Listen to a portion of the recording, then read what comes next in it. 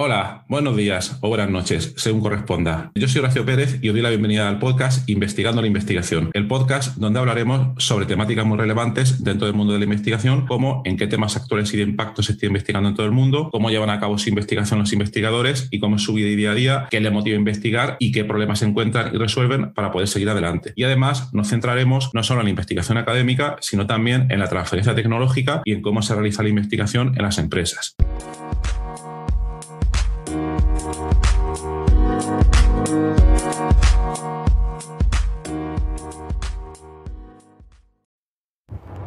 Hola, hoy es viernes 11 de febrero de 2022 y hoy voy a iniciar una nueva serie de episodios en este podcast de investigación sobre sistemas operativos y arquitecturas de computación de alto rendimiento. ¿Por qué? Bueno, todo viene que nuestro grupo de investigación, que se llama Bioinformática Estructural y Computación de Alto Rendimiento, pues nosotros nos dedicamos, como ya he contado en muchos episodios previos y como ya probablemente conoceréis, pero para los que no lo sepáis y que seáis nuevos, nos dedicamos al desarrollo de metodologías computacionales o software, si lo quieres llamar así, para aplicarlo a problemas que se engloban dentro de la bioinformática estructural, siendo uno de ellos, quizás el más representativo, pero no el único que trabajamos, el descubrimiento de nuevos compuestos bioactivos, tales como sean los fármacos. Entonces, todos estos problemas, el poder desarrollar este software y el poder ejecutarlo, requiere unas grandes necesidades de cómputo y normalmente tenemos que externalizar o llevar a cabo toda esta serie de cálculos en arquitecturas no convencionales, o dicho de una manera más llana, no lo podemos hacer en nuestros ordenadores debido a toda la gran cantidad de cálculos. Procesar 1 millón de compuestos químicos, por ejemplo, no lo puedes hacer normalmente a día de hoy. Bueno, se puede hacer con cierta letra pequeña, pero eso lo veremos en otro episodio. Pero normalmente externalizamos esos cálculos o los realizamos en lo que se suele llamar un supercomputador, un clúster de cómputo, etcétera. En otros episodios previos del podcast ya hemos hablado sobre supercomputadores, os pondré alguno de esos episodios en las notas del programa, y también sobre arquitecturas no convencionales de cómputo, también os pondré algún enlace. Pero bueno, en lo que me quiero centrar hoy, que os voy a comentar muy brevemente porque también es viernes y no me quiero extender muchísimo, es en cómo accedemos nosotros remotamente a esos clústeres de cómputo, a esos supercomputadores. Bueno, normalmente existe una tradición en la computación científica desde hace muchísimo tiempo del acceso a esas máquinas mediante conexiones remotas y mediante el sistema operativo Unix o Linux. Entonces hoy voy a hablar un poco de eso en esta serie de episodios. Para los que no lo sepan, ¿qué es el sistema operativo Unix o Linux? No me voy a meter tampoco en ver aquí las diferencias entre Unix y Linux. Me voy a referir de manera indistinta a partir de ahora a Linux y por qué es importante en el campo de la computación científica, ¿vale? Bien, las principales razones vienen de hace varias décadas, porque los primeros supercomputadores donde se realizaban todos los costosos cálculos necesarios para las simulaciones, pues corrían sistemas operativos Unix, ahora en día de hoy Linux, etcétera. ¿Y por qué lo hacían? Bien, porque se necesitaba de un sistema operativo. El sistema operativo es, dicho de manera muy llana, el software que necesita una máquina, el software que necesita un ordenador para poder funcionar. Y en aquella época se diseñó este sistema operativo para poder permitir lo siguiente. Primero, los supercomputadores de aquel entonces, estamos hablando de los años 70, finales de los años 70, los recursos que tenían eran muy limitados, aunque por otra parte los investigadores que habían en aquella época pues realizaban unas simulaciones mucho más simples que las que se realizan a día de hoy y necesitaban menos requerimientos. Pero en cualquier caso era necesario que a la máquina pudieran acceder primero varios usuarios al mismo tiempo. Varios usuarios al mismo tiempo. Y segundo, que la máquina, el clúster, el supercomputador, llámalo como quieras, pudiera realizar o ejecutar varios procesos o, si quieres, varios cálculos al mismo tiempo. Entonces, en resumen, varios usuarios al mismo tiempo, varios cálculos al mismo tiempo.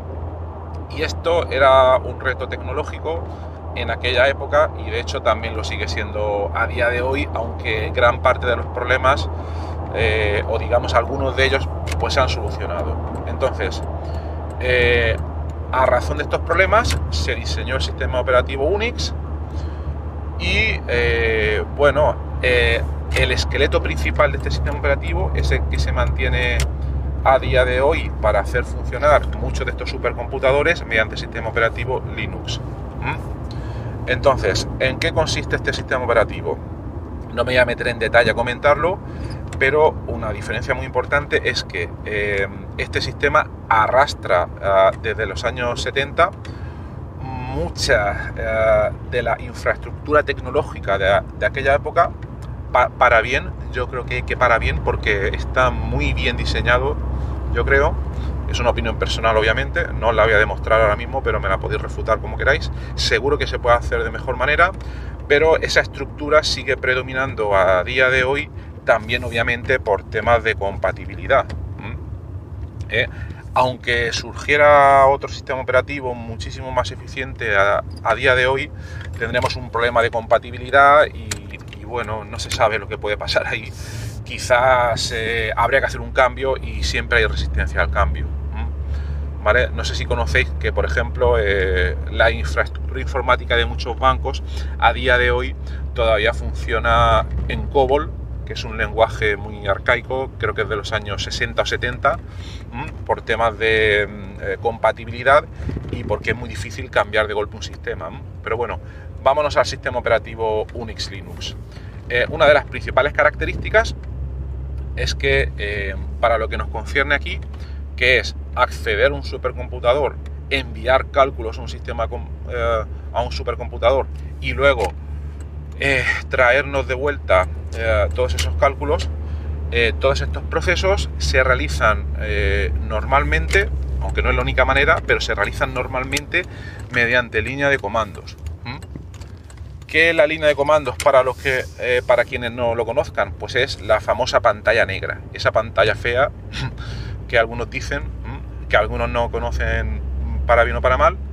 Pues es una pantalla en vuestro ordenador, muchas veces viene con un icono que se llama terminal, que está muy escondido, que la gente no lo suele utilizar. Pues esa ventanica la abrimos y ahí nos ponemos a escribir comandos u órdenes para hacer cosas. Normalmente lo trae de serie.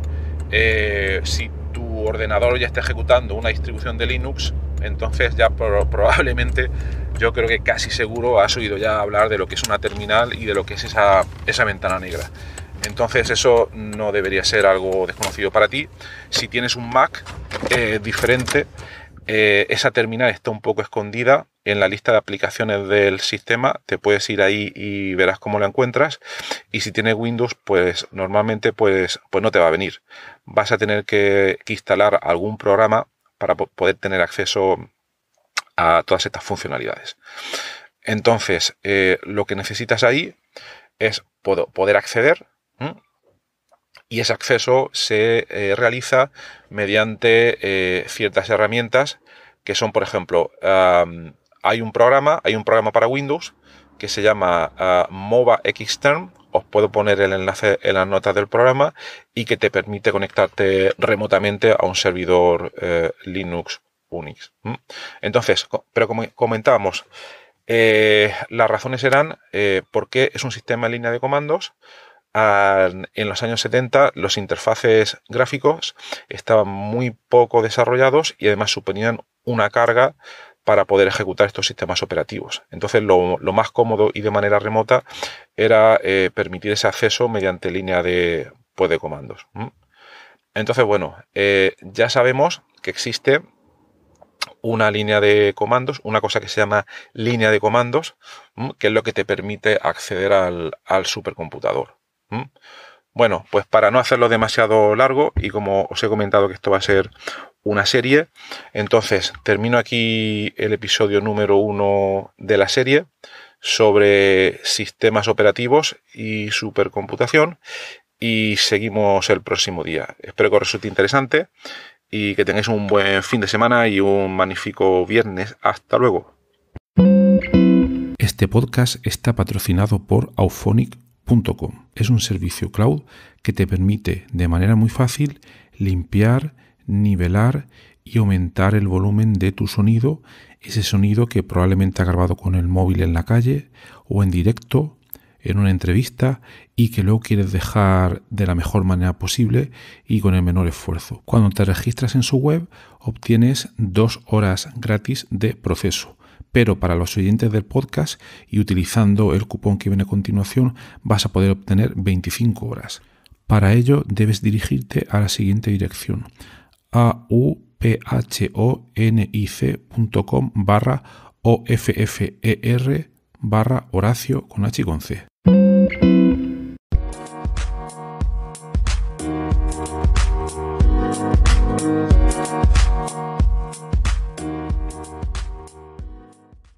Gracias por estar ahí y por escuchar este podcast.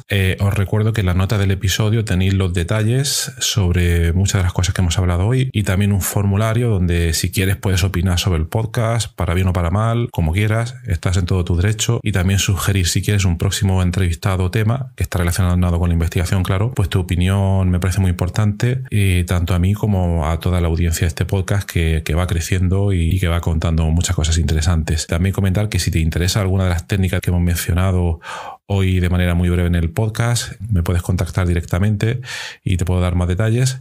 Y por último, si te ha gustado, te agradecería muchísimo que lo recomendases a quien veas que le puede interesar, y difundirlo por las redes sociales o donde sea. Y nada, y si estás en Apple Podcast, pues ponernos ahí 5 estrellas o 4, como quieras. Siempre viene bien. Muchas gracias. Hasta luego.